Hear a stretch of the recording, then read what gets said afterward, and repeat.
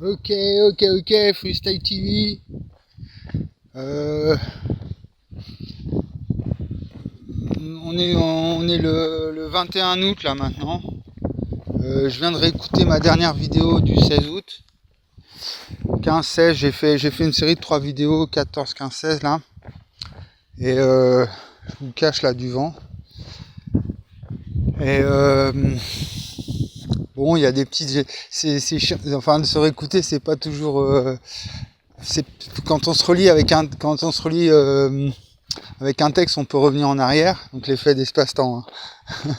On attaque. Donc on peut se corriger. Et mais là, quand on réécoute une vidéo, on peut pas revenir dans la vidéo et changer ce qu'on a dit. Donc il y a un moment, par exemple, j'ai dit il y a une petite bise, et alors qu'en fait c'est une brise. Et faut pas confondre les deux, c'est pas facile. Moi je me souviens quand j'ai appris ce mot-là, d'ailleurs toujours aujourd'hui. Et, et pour revenir sur, je parlais de la grammaire universelle à un moment dans la vidéo. Bon, j'ai pas mal de thèmes. Bon, j'ai bien creusé, je suis content. J'ai vraiment creusé au niveau métaphysique en fait. Et dans cette dernière vidéo, et vraiment je suis allé au plus profond de ma théorie fondamentale. Donc j'ai vraiment sur c'est cet aspect vraiment irréconciliable, enfin ou plutôt la réconciliation du corps et de l'esprit avec la spatio-temporalité, pour mettre un peu une limite à la connaissance en fait. Savoir, bon, on connaîtra jamais ce qu'il y a avant l'univers, après l'univers, donc au niveau temporel, ou alors au-delà de l'univers ou à l'intérieur de l'univers. Bon, voilà. Il y a quelque chose qui nous échappe vraiment et c'est physique, on peut rien y faire. Donc c'était un peu ça l'objet de ma dernière vidéo. Et ce qu'il y a de plus dur en fait, un peu au niveau de l'argumentation, avant même d'étudier le langage, quoi. Et oui, donc pour revenir bise et brise, parce que là il y a un peu de vent, voilà, et de revenir sur Chomsky, bon bah voilà, Chomsky, c'est ce qu'il cherchait avec la grammaire universelle. C'est-à-dire un petit peu, qu'est-ce qui va différencier? Il y a juste un R entre bise et bise. Donc et Chomsky, voilà, il va vous faire une conférence là-dessus, quoi. Et genre il va parler pendant un quart d'heure de la différence entre bise et brise, où il y a la seule différence c'est un R. Mais bon, il y en a un qui signifie un petit vent léger, donc la brise, et puis la bise, c'est quelque chose de fort. Qui souffle, une bise, ça souffle. Et bon, et donc moi j'ai confondu les deux. Et donc c'est là où moi j'arrive, Chomsky, je sais même pas s'il est encore en vie, je vais être un peu grabataire aujourd'hui. Mais ça serait ça, c'est un rapport de spatio-temporalité qui, bon, dans l'alphabet, voilà, on a rajouté la lettre R et ça change toute la spatio-temporalité du truc, quoi. Ça, on passe d'un vent léger à un vent fort, quelque chose de spatio-temporel. Donc bon, donc je suis content de ces 5 derniers jours. Ces vidéos, elles m'ont carrément stimulé. Et donc du coup, j'ai écrit des textes. J'en ai pas écrit qu'un seul. J'ai écrit plusieurs textes avec l'aide de l'IA, et puis j'ai fini par en écrire un sans l'aide de l'IA. Donc il y a celui dont je vous en parle dans la dernière vidéo, qui vraiment qui est adressé à l'association de l'intelligence de la complexité, hein, d'Edgar Morin. Et bon, parce que je vais pas aller demander de l'aide ailleurs. Déjà, j'ai passé mes années à faire ça. Puis j'ai vu le résultat. Plus je demande de l'aide, et puis moins on m'en apporte. Et donc j'ai ciblé vraiment sur, puisqu'à la fin je parle d'un nouvel universalisme. J'ai finalisé la thèse de Morin, une théorie de la connaissance. Donc je cible sur et puis comme il est décédé il y a pas longtemps, et que là j'ai encore entendu un discours de De Villepin sur Morin, Macron il l'a ovationné, enfin bon. Du coup, si moi mon objectif c'est de convaincre l'Académie des sciences, et puis après c'est tout le champ universitaire même français, tout le monde se met dessus, tous les labos, plus ou moins comme ils veulent, mais voilà, comme ça concerne tellement de domaines de connaissances, je peux pas me permettre de jouer le Diderot, là, le vieil encycle qui était encyclopédiste et qui se tapait toute la connaissance à lui tout seul dans son bureau à la bougie avec une plume. Aujourd'hui, en 2026, bon voilà, avec Starlink et tout ça, on n'a pas trop le temps en plus. Hein. Donc, parce que bon, qu'on passe à un autre sujet, du coup peut-être un petit sujet un peu polémique, un peu conspi. Des fois je mets des pages conspi dans Freestyle TV, bah tiens on va faire ça. Une page de publicité conspi. Oui, où je voulais faire des micro-trottoirs. Ouais, c'est quoi ta théorie conspi? Il y a moyen qu'on rigole. Ta théorie du complot, c'est quoi? Tu demandes aux gens dans la rue, quoi. C'est comme ça, il y a autant de théories du complot que de complotistes. Et du coup, non, mais là, c'est pas une théorie du complot. C'est-à-dire que c'est Laurent Alexandre. Hein, donc lui, c'est pas un complotiste. Qui est de mon transhumaniste, tout ça, qui est dans une interview avec des cons vraiment dans son camp. Il n'est pas du tout mis en situation de défaut, même pas donc Thinkerview et tout ça.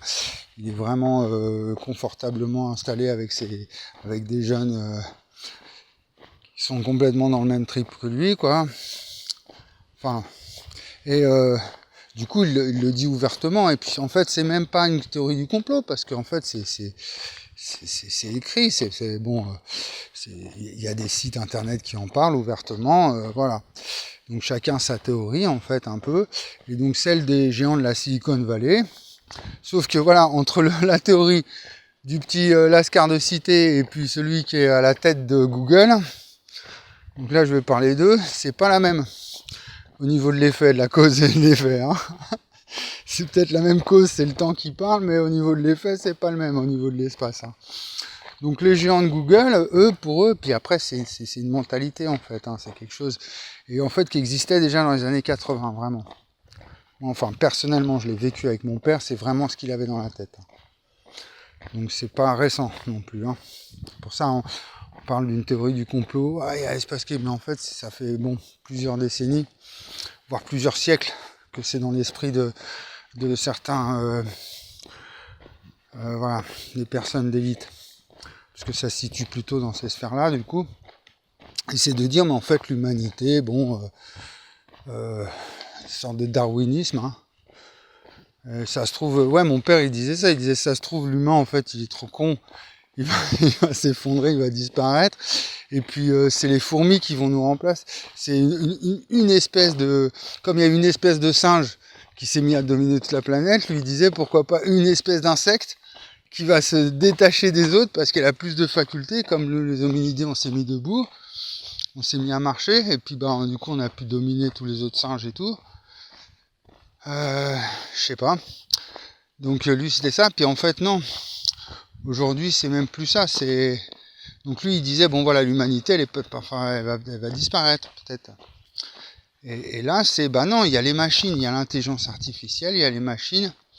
Elle va être absorbée, peut-être pas disparaître, mais absorbée. Donc c'est le transhumanisme en fait, absorbée par le machinisme. Donc bon, moi je dis allez, pourquoi pas sur 100 000 ans, sur 10 000 ans, Mais eux, non, ils sont très sérieux, ils veulent faire ça rapidement, quoi. Parce que derrière, il y a l'éternité, je sais pas, les mecs, ils pensent qu'ils vont être plus forts que la mort. Ils ont rien compris à la mort, donc apparemment. Mais donc ils se disent, bon non, il faut vite une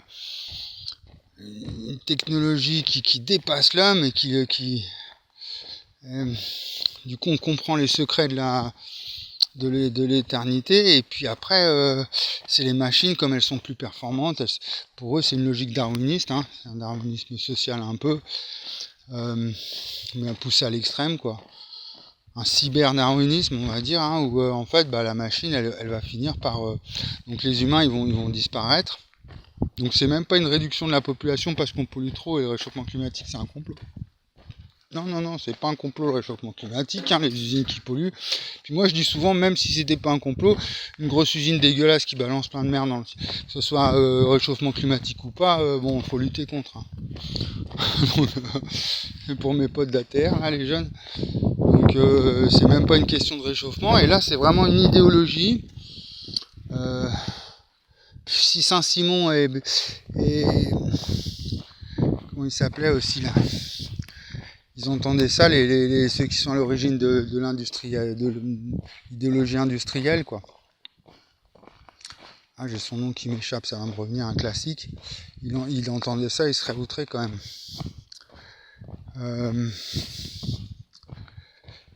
C'est de dire, bah non, l'humanité, elle sert plus à rien, par nécessité en fait,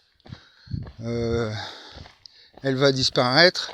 Et nous, en fait, géants de Google, si on veut découvrir le secret de l'éternité, vivre jusqu'à 150 ans, parce que c'est ça leur délire en fait. Et puis, donc, il faut vite qu'on précipite sa perte, que les machines, en fait, c'est surtout avec l'IA que les mecs sont partis en délire, où en fait l'intelligence artificielle va être plus intelligente que les humains, mais vraiment, donc même pour faire de la recherche, pour développer les sciences, la connaissance, et donc trouver les fameux secrets de la longévité, parce qu'au final c'est des égoïstes, hein. Ils pensent surtout à leur gueule et à leur compte en banque. Enfin, ils explosent tellement leur compte en banque que c'est vrai qu'au bout d'un moment, quand tu es multimilliardaire, qu'est-ce qui t'intéresse? C'est de rester multimilliardaire. Donc c'est Spinoza, hein, persévérer dans son être, hein. Ou le désir d'éternité, on appelait ça. Donc c'est une espèce de fantasme chez l'humain, parce que l'univers est éternel, et que nous, on n'a pas compris justement cette notion d'éternité dans l'univers. Je vous l'ai expliqué dans la vidéo précédente, où on imagine une naissance de l'univers avec une mort. Du coup, on a tué l'éternité, en fait, en faisant ça, hein, dans les années 30. Hein. C'est pour ça que ça a fini en Shoah et tout ça. Hein. Au niveau scientifique, Gödel, voilà, ils sont partis dans un trip complètement à côté de leur pompe, quoi, les nazis. Hein. Pour ça, et donc c'est à cette époque-là, le maître et tout, on a imaginé un Big Bang. Einstein il a dit le temps n'existe pas, l'éther c'est un fantasme. Puis on est parti dans une direction, alors que tous les anciens, donc Deleuze il en parle, hein, eux ils avaient une pensée de l'infini, c'est-à-dire que pour eux c'était ressenti, la notion d'éternité. Moi j'ai posé dans le labo, j'ai dit mais ça vient d'où alors l'éternité? Pourquoi on a ce concept-là en tête? Le truc de mouvement perpétuel, c'était l'époque, l'énergie libre, il y a des gros débats là. Enfin voilà, il y a une espèce de fatwa scientifique où dès que tu parles un peu de mouvement perpétuel, direct, t'as le CEA qui te tombe dessus. Bon. Donc voilà, on n'aurait pas compris la notion de mouvement perpétuel. Et merde, je sais plus ce que j'étais en train de dire du coup. je suis parti dans mes idées. Ouais, les transhumanismes, voilà. Ils sont dans ce trip-là, justement, où c'est la raison humaine qui déraille, en fait. On est tellement pris dans le matérialisme et dans le processus de rationalisation, là, chez Weber. Une logique bureaucratique, technocratique, comptable, une domination par les institutions, par les structures, par les... Bon, faut lire Max, enfin faut comprendre, voilà, Max Weber, c'est vraiment le sociologue qui met en avant le problème du désenchantement du monde. Et le deuxième concept,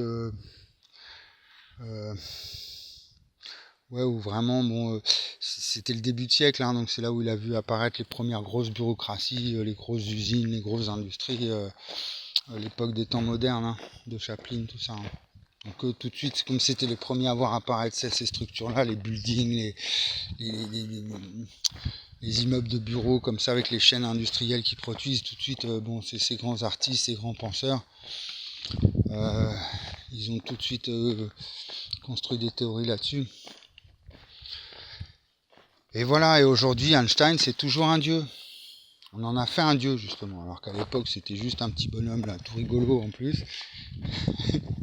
Et on en a fait une espèce aujourd'hui, ça c'est bien les humains, ça. Et ils en font une espèce aujourd'hui, ah là là, la relativité, Einstein, là, là. Oui, bah non, justement, c'est ça le problème, hein, c'est que on n'a pas résolu le paradoxe EPR, quoi. Et lui, dans les années 30, après, est parti aux États-Unis, justement pour ça, et puis bon, on l'a un peu placardisé. Et puis bon, ça a donné l'intrication quantique. Donc bon, les transhumanistes, leur truc, c'est de dire, bon, nous on fait avec ce qu'on a ces sciences-là, ça fonctionne. Comme ils sont mortels, et même après il y a des nouvelles générations qui arrivent derrière. Il y a les nouveaux transhumanistes. Donc et à chaque fois ils sont plus féroces, ils sont plus velléitaires, ils en veulent. Donc ils disent bon, peu importe la durée que ça prendra, ça va prendre 5, 10, 20, 50 ans, mais l'humain il faut qu'il disparaisse. Et on le remplace, on le mélange. On mélange les gènes avec les machines. On mélange l'humain avec les machines, avec les plantes, avec les animaux, dans nos laboratoires. Bon, quand on a inventé le système CRISPR, là, c'est là où après il y a eu le Covid, derrière. C'est là où la thérapie génique a commencé. C'est une méthode, c'est une Française qui a inventé ça en Allemagne, où on coupe le gène, on prend des petits bouts de gène et on fait du copier-coller. Donc il suffit d'une technologie comme ça, puis hop, eux derrière, ça leur donne des ailes. Ils ont envie d'essayer tout de suite. Alors bon, gros, thérapie génique, tout machin, Covid-19. Là, l'intelligence artificielle, c'est pareil. On découvre un algorithme là qui est sur le langage informatique hyper performant comme ça, qui simule l'intelligence humaine. Ah bah c'est bon, bam. On repart, ça relance l'idéologie transhumaniste à chaque fois. Et donc il y a les vieux démons de l'humain qui reviennent tout le temps en disant je veux être éternel. Je veux gouverner le monde, je veux être le seul sur Terre, un dieu, enfin le Deus Ex Machina, quoi. On se prend pour un dieu. Ça a toujours été ça un petit peu, quoi. C'est pour ça que je dis c'est quelque chose dans l'humain, une espèce de folie déraisonnable, l'ubris, l'urbis et l'ubris, la démesure. Ça donne Las Vegas et tout, bon voilà, côté démesuré chez l'humain. Et en même temps, ce même phénomène, c'est lui qui permet la mesure de toute chose. Donc c'est la définition de l'espace-temps en fait. Qu'est-ce qui nous rend fous et en même temps, que ce soit le même phénomène qui nous rend fous, dans le sens où on perd la raison, et en même temps qui fait avancer le monde. Les sciences, la connaissance, toute la sagesse, la rationalité, c'est le même phénomène. Là, c'est l'espace-temps, donc ça fait des cycles de civilisation. La civilisation, elle naît, elle vit, c'est l'apothéose, puis après il y a sa décadence. Donc ça dérive, elle dérive et puis elle part. Puis après il y en a une autre qui arrive derrière. Donc c'est la courbe de Gauss. Donc alors peut-être oui, de toute façon voilà, peut-être dans 100 millions, c'est une lutte, de toute façon c'est une tension entre l'élite qui aimerait vivre dans des smart cities, faut se mettre à la place d'un multimillionnaire ou milliardaire, ou un humain qui se prend pour Dieu. Bah moi j'ai mon jet privé, même j'ai pas envie de tous ces humains là qui polluent, j'aimerais bien être tranquille sur Terre avec une Terre propre, une planète propre. Bon, ils nous voient comme des parasites, tout ça. Donc nous remplacer par des machines. Donc voilà le projet. Et quitte à déclencher des guerres et puis du coup à nous séparer. Alors j'ai entendu une critique sur l'OTAN, là, enfin une analyse en géopolitique très intéressante là sur ma chaîne suisse de géopolitique. Et elle parle de blocs, en fait des nations blocs, des États-nations blocs où on mise tout sur le sécuritarisme. Pas bloc mais blocos. Vous savez, comme les trucs antinucléaires où on s'enterre là. Elle a utilisé ce rapport-là pour décrire la forme de nos États aujourd'hui. C'est-à-dire que l'OTAN, c'est l'OTAN en version 3.0, ils sont carrément en train de construire un citoyen blocos, ouais, c'est ça. C'est-à-dire qu'on soit prêt à vivre dans un bunker, pardon. Voilà, c'est ça. Bunkeriser, faudrait que je les prépare mes vidéos, mais on est en mode freestyle hein, toujours. Donc la bunkerisation de la politique, en fait, de la citoyenneté. Donc ils nous essayent de nous envoyer dans un monde en perpétuel, 1984, quand on est tout le temps en guerre. L'environnement est pollué, on a des masques à gaz, on vit dans des bunkers, il y a des bombes atomiques qui explosent de temps en temps, bon, faut aller se réfugier dans le sol. Bon, Mad Max, quoi. Empire, avec des drones, des robots. Bon, puis après, si on les laisse faire, de toute façon, ils sont tellement voraces que voilà, après, hein, bon, c'est soleil vert, hein, ils nous bouffent. Hein. Oui, même ils nous donnent à manger à leur... voilà. Donc non.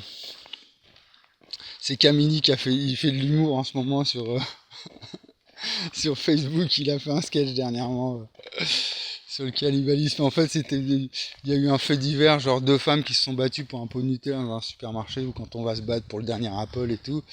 Et il dit, mais attention, hein, derrière ces gens-là, vous, toi, moi, ma voisine, mon voisin, il y a un cannibale qui sommeille en chacun de nous. On va se bouffer. Si demain il y a un effondrement, c'est pas con ce qu'il dit. Hein. Si vraiment demain il n'y a plus rien dans les supermarchés, la plupart des gens là qui sont là tranquilles dans leur petite bagnole électrique et tout, c'est tous des psychopathes. Hein. Ils bouffent. Hein. sans pitié, hein, pas de quartier. Hein. Ils vont pas arrêter leur régime alimentaire, tout ça parce qu'il n'y a plus de bouffe. Hein. Ils vont bouffer leur voisin. Enfin, c'était ça le thème de son sketch. Pas mal.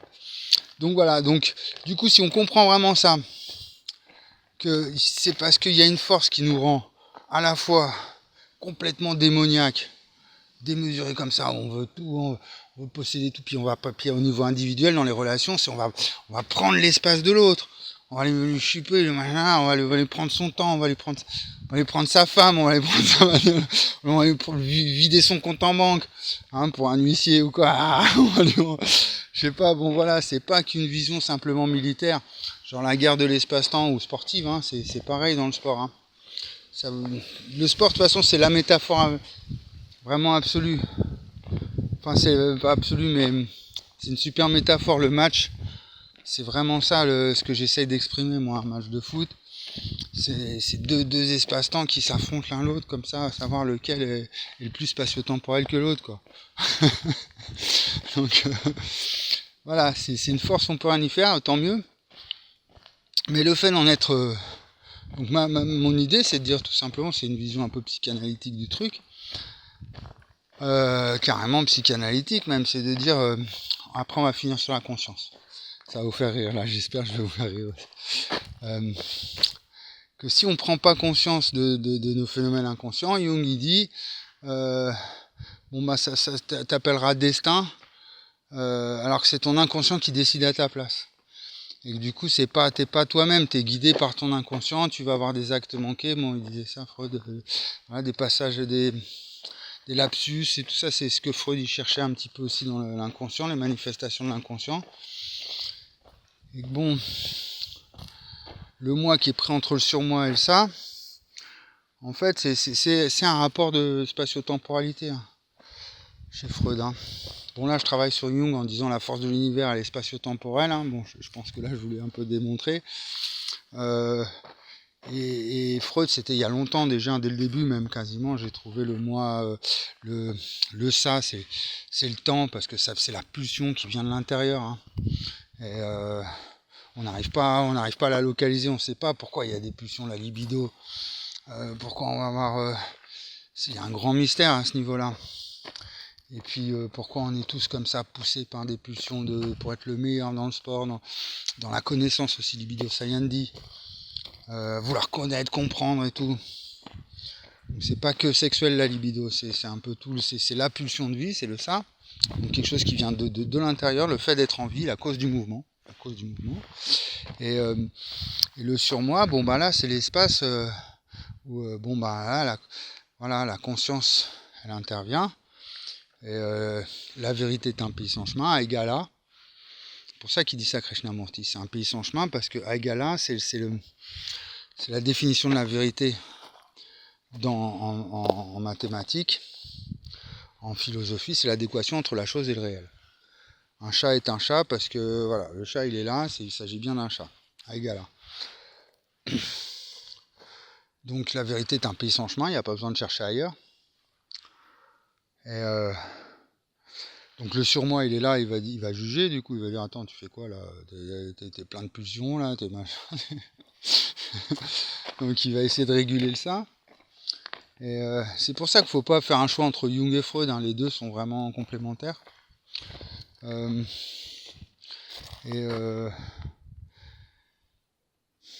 Du coup le moi c'est l'espace-temps. C'est-à-dire que c'est le désir Schopenhauer, le vouloir vivre de Schopenhauer, hein, le désir l'ennui, le désir l'ennui, le désir l'ennui. Il est entre les deux, c'est le mouvement en tant que tel. Il est en mouvement, on est en vie. Hein. Quand on s'arrête d'être en mouvement, on est mort. Donc il n'y a plus de moi. Donc c'est ça que veulent percer les transhumanistes, hein, petite parenthèse pour revenir un peu en arrière. Ils veulent connaître le secret de la cause du mouvement. Parce que comme ça, ils vont être éternels.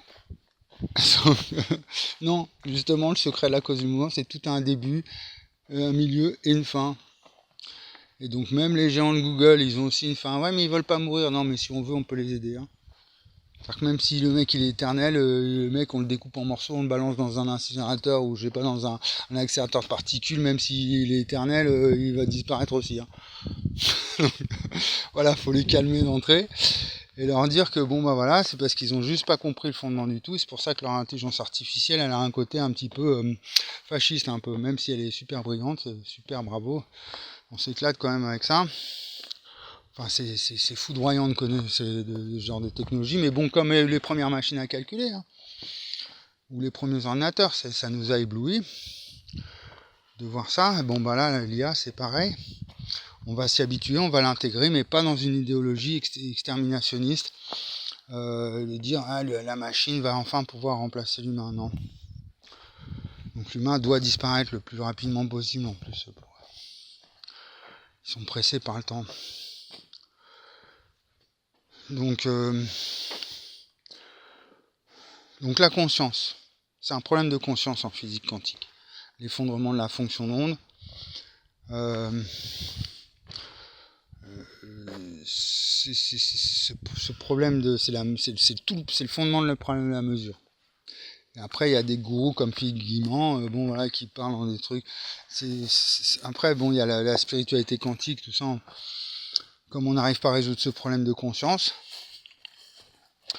Donc en phénoménologie, la conscience, c'est le principe même de la phénoménologie justement, c'est le fait d'avoir conscience. C'est-à-dire que c'est les premiers questionnements des phénoménologues, c'était par rapport à la lumière justement, ils disaient mais il y a une durée entre ma vue et ce qui se passe, si j'observe une feuille dans un arbre, je vais pas avoir son rapport direct, il va y avoir un temps. Et donc c'est toujours une conscience de quelque chose. Donc là j'en parlais, c'est nomos, c'est nommer une chose, et dénommer comme dénombrer, dénommer. Il faut qu'il y ait une espèce de prise de recul, il faut qu'il y ait une séparation. Donc A égale A, la vérité est un pays sans chemin, une chose est une chose, si et seulement si, A égale A prime. Donc moi je refonde des cartes en disant je pense donc je suis, tiens je voulais pas dire ça. Donc si égale A prime, donc je pense donc je deviens. Et là, boum, il y a toute l'indétermination, le hasard, le vide quantique qui peut intervenir dans le problème. Et donc, boum, ça refonde toutes les mathématiques, tout ça. Donc la conscience, ce problème de conscience, c'est qu'on a toujours conscience de quelque chose. Mais moi, comme je vous l'ai expliqué, là, j'ai fait des textes, donc j'ai reproduit un peu des textes. Je vais vous l'envoyer sous la vidéo, le texte que j'ai fait à la main. Parce que les textes d'IA, je sais pas, ça passe pas. Enfin, je peux vous mettre des textes d'IA un peu, mais je vais vous mettre celui que j'ai fait à la main. C'est un petit défi que je lance aux internautes, à tout le monde. Je le fais régulièrement. Enfin, ça m'arrive de faire ça de temps en temps, des textes un peu coup de pouce, histoire de stimuler un peu les neurones et puis le cœur. Et donc la conscience, donc la connaissance de l'espace-temps. Vous irez lire dans le texte. C'est un rapport au Tao. En plus, ça revient bien la vidéo d'avant. Voilà, c'est la connaissance de l'espace-temps, la philosophie elle pense l'espace-temps, les sciences elles mesurent l'espace-temps, la religion elle croit en l'espace-temps, et puis le dernier c'est quoi? L'art il représente l'espace-temps. Donc c'est vraiment bon, c'est que les gens, forcément c'est tellement large, c'est tellement tout le champ de la connaissance que bon je comprends que ça soit déroutant. Mais voilà, il faut bien comprendre l'enjeu. Si derrière c'est pour arrêter le délire transhumaniste et qu'on puisse éviter la 3e guerre mondiale et accéder à l'internet quantique, et là bon faut que je vous parle de, mais là c'est mes recherches sont en train de me revenir là, attention, je suis en train de vous préparer un truc là pour l'année prochaine, c'est la guérison de calvitie à côté, ça va être c'est juste un amuse-bouche. Donc la conscience, voilà, il faut que je leur rentre dedans à la rentrée là. Pour ça je suis chaud là, on n'est même pas encore à la rentrée et je suis déjà en train de me chauffer en fait. Bon, parce que l'intelligence de la pensée complexe, je leur ai envoyé d'autres articles et tout, j'ai envoyé celui que j'ai écrit à la main même, donc là, vraiment pour leur faire comprendre ce que je cherche. C'est en fait il faut qu'on arrive à me prouver que j'ai tort. Voilà, dans une démarche vraiment épistémologique. Comme je peux pas, enfin tout le monde peut faire l'expérience du temps et de l'espace, mais en même temps on peut pas le prouver. Si le temps c'est la cause d'existence, je vais pas prouver. Tiens, regardez, j'ai trouvé le temps. il est là, il se manque là. Mais non, on peut pas. Donc c'est pas un objet, on peut pas prouver le temps. L'espace c'est pareil, il est tellement de partout. Regardez, j'ai trouvé la véritable nature de l'espace. C'est là, c'est lui là. Non, je peux pas non plus. Donc je peux apporter aucune preuve. Et la seule preuve que je peux apporter, c'est de dire bon ben prouvez-moi le contraire. Donc pas de falsifiabilité, dans le sens si c'est falsifiable quand même, donc je suis quand même en accord avec Popper parce que c'est falsifiable dans le sens où tout le monde peut faire l'expérience du temps et de l'espace, mais il faut être en vie pour qu'il y ait un temps et un espace qui passent par soi-même. Donc c'est falsifiable. Et Popper disait une science elle est vraie jusqu'à ce qu'on prouve le contraire, c'est-à-dire que bon, on a inventé par exemple le moteur à explosion, et puis non, on faisait avec et puis, en fait, c'est dès qu'il y a un nouveau paradigme qui arrive à englober celui d'avant, c'est-à-dire que celui d'avant il devient obsolète, puis il y en a un nouveau qui vient le remplacer. Donc je parlais du moteur à explosion, mais voilà, on a inventé plein d'autres formes de moteurs, on a découvert la physique quantique, bon voilà. On voit bien qu'il y a une évolution.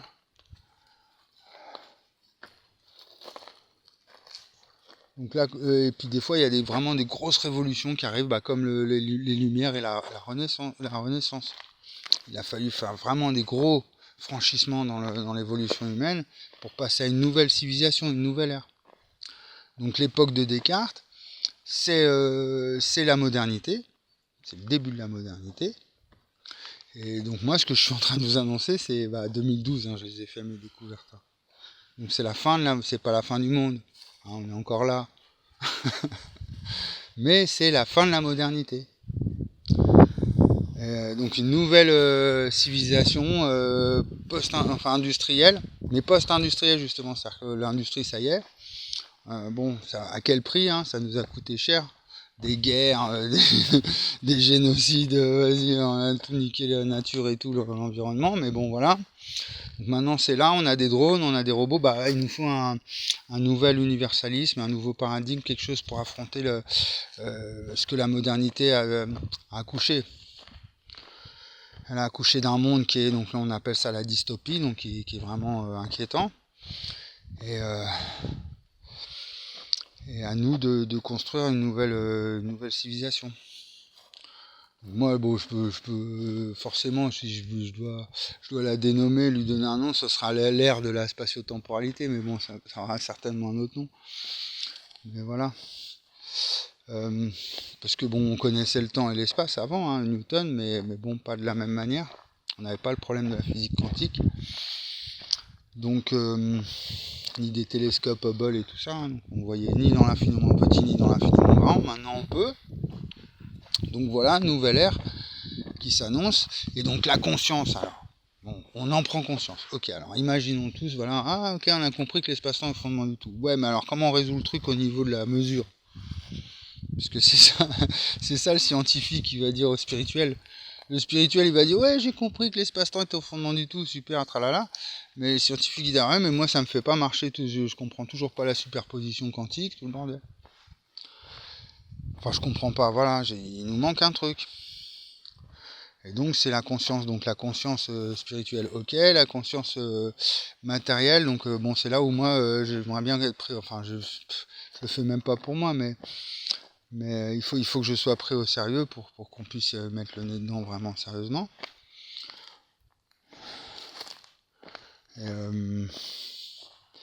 Et puis après, bon, oui, c'est comme une psychanalyse, c'est-à-dire qu'à partir du moment où on crée une nouvelle ère, par exemple, bon, l'Inquisition, c'était avant hein, la modernité. 1500, 1400, bon, bah, on brûlait les personnes sur la place publique. Bon, aujourd'hui, plus personne fait ça. Hein, même on coupe encore un peu des mains, par-ci, par-là, on décapite dans certains pays. Bon, bon après, les satanistes, bon. Ils sont à donc. Mais bon, donc voilà, c'est l'espace-temps. Hein.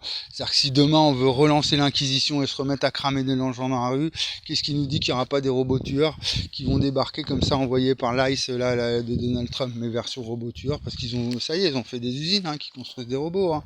C'est parti. Hein. Donc avec des lance-flammes et tout. Ouais, t'as ton pass sanitaire, t'es vacciné.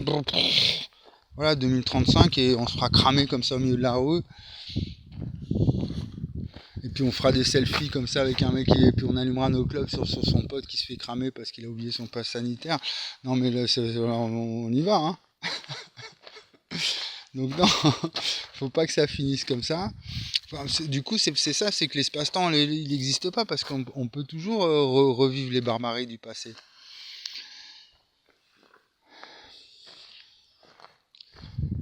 Peu importe l'espace et peu importe le temps en fait, ça peut se passer ici à 200 mètres de chez moi, on peut se remettre à cramer des gens, voilà, dans les camps de concentration. Finalement, bah c'est ça en fait, je dis non. Donc c'est pas, il n'y a pas vraiment l'évolution des mœurs. Je sais plus quel sociologue allemand qui disait ça. Donc c'est vrai de façon très globale, l'humain avec le temps, il est de moins en moins violent. Il a des mœurs de plus en plus posées. Mais ça, c'est vraiment de façon très globale. C'est-à-dire qu'il est plus civilisé, à chaque civilisation qui succède à l'autre, il progresse dans la médecine et puis dans les comportements, et donc il y a des trucs qui se font de moins en moins.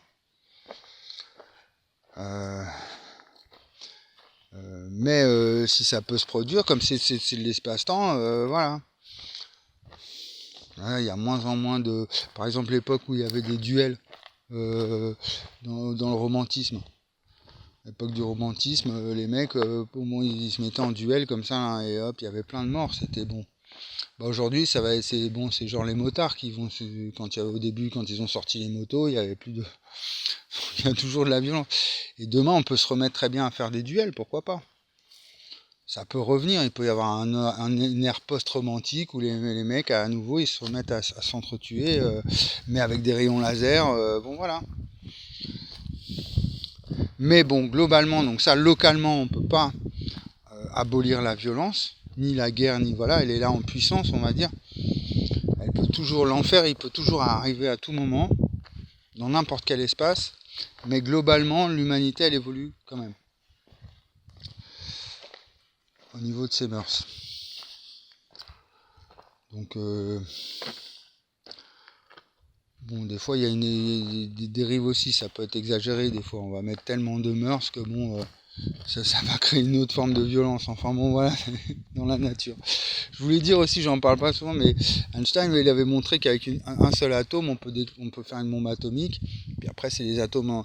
Donc cette puissance-là, cette force fondamentale, elle est vraiment en chacun de nous. Mais quand je dis c'est un tyran à l'intérieur de soi qui est en compétition avec un homme honnête, quelque part, non, c'est carrément même dans un atome, quoi. Hein. Il y a une bombe atomique qui sommeille dans chacun de notre atome. Et bon, voilà. Donc il y a une puissance phénoménale en chacun de nous. Et donc ça explique simplement justement les pulsions, c'est ce truc et de vouloir justement avec des mœurs trop exagérées, vouloir absolument aller contre la nature et la réprimer. Et là, bon bah là on peut arriver dans c'est des attitudes inconscientes parce qu'on comprend mal la nature de toute chose. Et je pense que c'est ce qui se passe là avec la dérive woke. C'est-à-dire que bon, ça a été dénoncé par l'extrême droite, mais pour moi l'extrême droite et l'extrême gauche c'est comme un basculement comme ça, c'est-à-dire que c'est un effet de miroir l'un par rapport à l'autre, et c'est les limites en fait, comme il y a une limite extrême droite, extrême gauche. Bon, si on fait le tour par la droite, on arrive par la gauche, donc déjà il n'y a pas de limite vraiment. Donc c'est l'extrême centre, on va dire, c'est un truc qui tourne, et puis bon bah il faut toujours un rapport de l'un à l'autre pour mettre des limites à l'un et des limites à l'autre. Que l'un mette des limites à l'autre. Donc si la gauche elle part trop dans une logique de tolérance, ou à l'inverse de vouloir absolument contrôler l'espace, donc la gauche c'est l'espace, hein, l'État, hein, absolument, et sans se soucier du temps, c'est-à-dire que la cause du truc, donc on se retrouve avec des dérives. Donc l'histoire du lycée Evergreen, là où vraiment ils sont partis dans un antiracisme complètement aberrant, où limite il fallait s'excuser d'être d'être blanc ou quoi, parce qu'on était blanc, donc du coup on était forcément inférieur, donc c'est ridicule quoi, ça renverse le truc, c'est stupide. Et puis bon, pareil, la dérive au niveau de la théorie des genres. Bon, on en a suffisamment, j'imagine tout le monde maintenant a fait le tour du truc quoi, hein, donc il y a une dérive à gauche, puis bon à droite, hein, bon la guerre en Ukraine, tout ça, les nazis, bon voilà. Les dérives à droite, à l'extrême droite, on les connaît. Mais voilà, il y a une sagesse aussi dans la droite, le fait de dire on n'oublie pas le temps. Donc c'est plus le temps, le capitalisme, c'est dans le sens, bon, il y a des coutumes, des valeurs.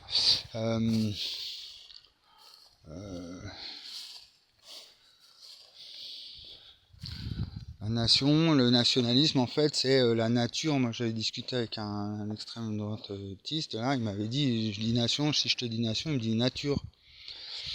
Donc c'est un petit peu le fait qu'il y a un territoire, espace, temps, il y a une histoire de ce territoire. Et ça donne quoi? La nation.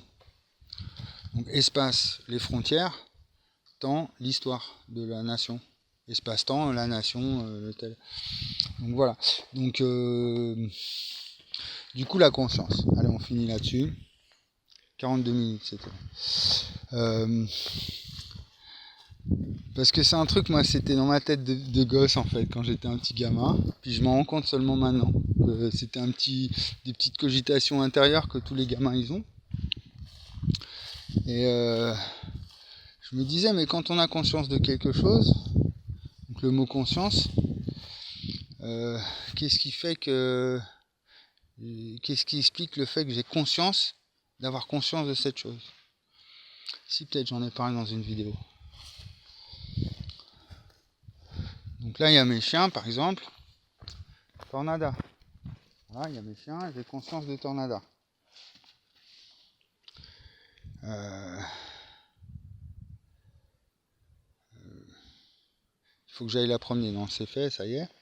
Donc j'ai un petit morceau de conscience qui arrive, qui dit regarde ta chienne, elle est là, elle s'agit dans tous les sens, il faut aller la promener.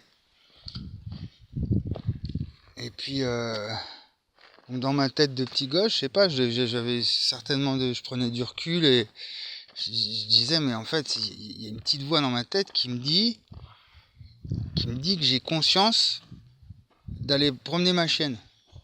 Donc elle vient d'où cette petite voix dans ma tête qui me dit oh regarde, t'as conscience que tu dois aller promener ta chienne. C'est un peu la conscience morale, le surmoi. Donc oui, c'est peut-être ça, c'est que bon, on va dire il y a un champ de morale qui va dire il faut que tu t'écoutes ta conscience quand tu vois que tu as quelque chose à faire, qu'il y a un signe extérieur, ta chienne elle s'agit dans tous les sens, il faut aller la promener. Donc ce serait ça la conscience de la conscience. Une espèce de surmoi, quelque chose qui à la Freud quoi. Sauf que Freud comme il n'avait pas compris l'espace-temps, c'était l'époque d'Einstein, hein. Donc bon voilà, il y avait le concept espace-temps, voilà, mais bon, qui a émergé à cette époque-là. Il faut se demander qu'est-ce qui donne la conscience. Là, ce que je viens de dire, puisque j'ai conscience d'une conscience qui me dit il faut que j'aille promener ma chienne. Donc j'ai conscience d'aller promener ma chienne, j'ai conscience d'avoir conscience d'aller promener ma chienne. Mais comme je vous en parle, du coup, ça fait une troisième conscience où j'ai conscience d'avoir conscience que j'ai conscience d'aller promener ma chienne. Et puis on se rend très vite compte que c'est infini ce truc-là. Le problème de conscience, il est infini. Enfin, c'est une constatation. On peut toujours avoir conscience, d'avoir conscience qu'il faut que j'aille promener ma chienne. Toujours une conscience qui peut être supérieure à notre conscience. Donc le concept, c'est un peu le même problème. Le concept de concept, il faut peut-être un concept au concept de concept. Puis si on n'a pas le concept du concept, du concept, du concept, du coup on ne pourra pas avoir le donc conscience, d'avoir conscience, d'être conscient de bon. Donc du coup moi j'ai résolu ça avec mon axiomatique, en mettant le fini qui définit l'indéfini à l'infini. Donc fini temps qui définit espace, l'indéfini, la fonction indéfinie, l'espace-temps à l'infini, espace-temps fondement du tout, sens, forme, fonction, fait. Ça évite de tomber dans ce TQL, d'avoir conscience. Donc c'est ça que j'apporte et qu'après j'ai appliqué aux mathématiques et je résous le problème des nombres premiers, oh là là, une nouvelle arithmétique, oh là là, la mesure, le machin, nouvel espace vectoriel, tout ça. Vous voyez, c'est simplement comme j'ai compris avec ces trois petites hypothèses, esprit, matière, nature, culture, en mettant l'espace-temps, et après j'ai mis tout mon appareil théorique et en branle, parce que sens, forme, fonction, fait, c'est vraiment en étudiant la philosophie analytique. Je vous parlais du signifié, du signifiant, la question du sens, la question de la forme en philosophie, c'est des questions qui sont très très poussées dans les hegeliens, dans la philosophie hegelienne. Le sens, la forme, la fonction, je vous en parle même pas. La fonctionnalité, le fonctionnalisme en sociologie, c'est des trucs, c'est hyper poussé. Et puis le fait, la question du fait, c'est la preuve, c'est l'épistémologie. Chose l'a priori, la posteriori chez Kant.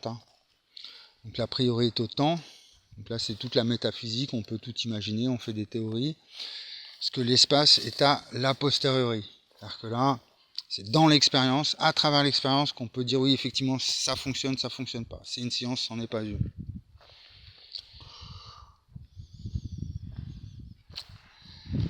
C'est le problème du fait. Donc, par exemple, l'astrologie, on n'arrive pas à prouver que c'est une science. Pourtant, ça existe depuis longtemps, puis ça perdure. C'est impossible de se débarrasser de l'astrologie. Donc moi, je dis, c'est simplement peut-être que on a un problème de mesure, on n'a pas le bon paradigme, et peut-être qu'avec le mien, si on revoit, donc du coup, on comprend que quand on va dire c'est à une distance de 13,7 millions d'années-lumière, milliards, la naissance de l'univers. Vous voyez bien qu'en tant que tel, je reviens parce que je l'exprimais mal dans les dernières vidéos, il y a une espèce de non-sens. C'est-à-dire, c'est dans le temps, cette notion de spatialiser le temps, c'est une illusion. C'est-à-dire qu'on va dire le passé de l'univers, il est à telle distance. Donc passé temps, distance, espace. C'est le passé de l'univers, temps. En fait, c'est parce qu'on n'a pas compris que l'espace-temps était au fondement du tout. C'est notre illusion, justement, c'est la limite de notre connaissance. Donc ça n'a aucun sens de parler de l'univers en termes de la naissance de l'univers et de parler en termes de passé. Non, c'est un truc éternel. Et donc il y a une distance, effectivement.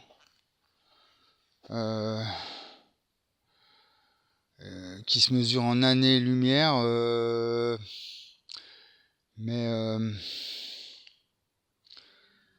Voilà, donc si peut-être que si on revoit la mesure, par exemple quand on dit que l'humain il peut pas sortir en ce moment, je lis pas mal d'articles, enfin je vois passer des articles là-dessus, comme quoi en fait l'humain il peut pas sortir du système solaire, c'est physiquement avec nos sciences, avec nos mathématiques, puis même on n'arrive pas à voyager dans l'espace en tant qu'humain. Et puis ce mystère de la vie extraterrestre non plus qu'on n'arrive pas à expliquer. C'est-à-dire que si nous on peut pas quitter le système solaire, comment ils ont fait eux pour venir? Je crois que c'est le théorème de Fermat, je crois, quelque chose comme ça qui parle de ça. Donc moi je dis bah simplement, hein, comme le problème, si on n'a pas la bonne mathématique, on n'a pas le bon paradigme. Voilà. Donc sur ce, la rentrée, voilà, si, alors j'ai relancé encore et encore l'intelligence de la pensée complexe. Bon, il y a la fondation après Edgar Morin, parce qu'ils me font silence radio, hein, ils veulent pas me...